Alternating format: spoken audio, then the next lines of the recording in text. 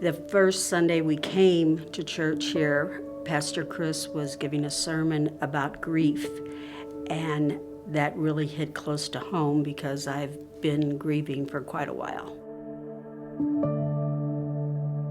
We've lost two sons, one to cancer 25 years ago and the other one just 8 years ago.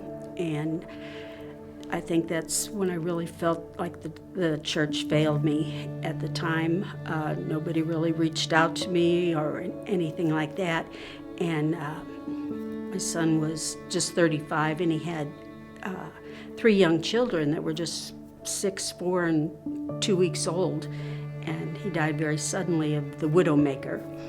And you never get over grief of losing a child.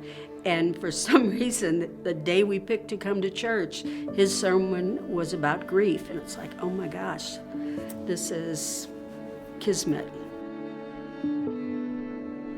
Personally, I have felt a real anger with God.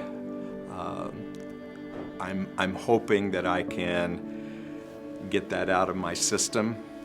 I have not yet had an epiphany here, but certainly I find the church very comforting. And I feel like I'm working my way back. I think that healing will come easier here than if we weren't coming to church. Yeah, we feel very comfortable. Yeah, here. I don't think there's been a Sunday when I haven't left with a smile on my face. It's just, I just enjoy it. And I enjoy Pastor Chris at the end of the service when he comes walking down the aisle twirling his cord in his hand. He's just such a happy guy. He is. Being newer to the congregation, we were asked to wait for Pastor Chris downstairs between services so he could kind of meet us and get to know us a little bit.